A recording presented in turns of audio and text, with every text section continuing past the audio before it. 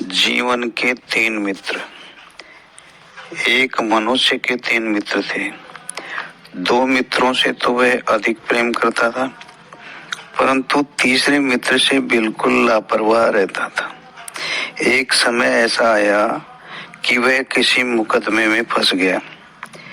वह एक विश्वासी मित्र के पास गया और कहा कि आप मेरी ओर से साक्षी दे दीजिए, जिससे मैं अपराध से बच जाऊं।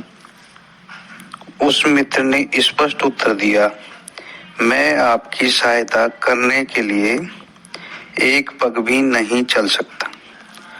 इसलिए वह निराश होकर दूसरे मित्र के पास गया और अपनी बात सुनाई। दूसरे मित्र ने कहा, मैं चल सकता हूं, परंतु न्यायालय के बाहर तक ही, न्यायालय के भीतर जाकर साक्षी देने का कार्य नहीं कर सकता। उसने कहा, भाई, जब आप न्यायालय के भीतर जाकर साक्षी देने का कार्य नहीं कर सकते, तब न्यायालय तक जाने का व्यर्थ परिश्रम क्यों करते हो?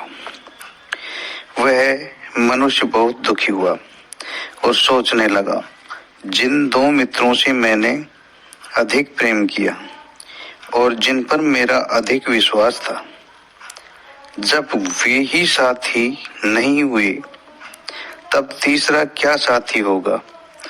परंतु चलें देखें, उससे भी तो 2 बातें कर लें। वह तीसरे मित्र के पास गया और अपनी राम कहानी सुनाई।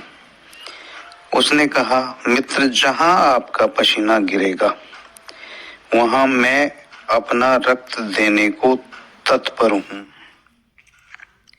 चलिए, मैं आपकी ओर से साक्षी का कार्य करूंगा। उसने उसे मुकदमे से बचा लिया।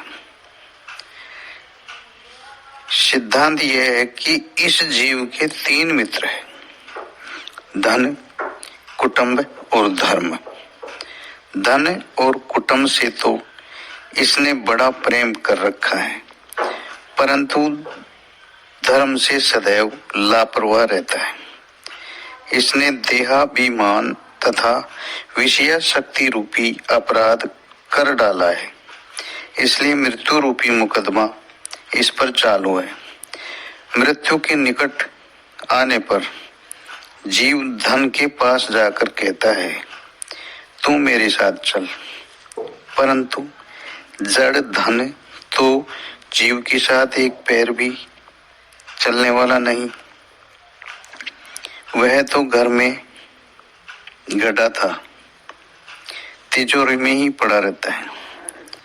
धन से निराश होकर जीव कुटुंब की आशा करता है, परंतु कुटुंबी कहते हैं, हम तुम्हारे मृत शरीर के साथ शमशान भूमि तक चल सकते हैं, आगे नहीं।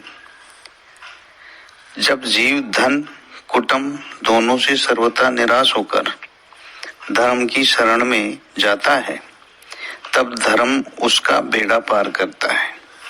वास्तव में लोक परलोक हर स्थान पर जीव का साथी धर्म ही होता है। लाइक एंड सब्सक्राइब अवश्य करें।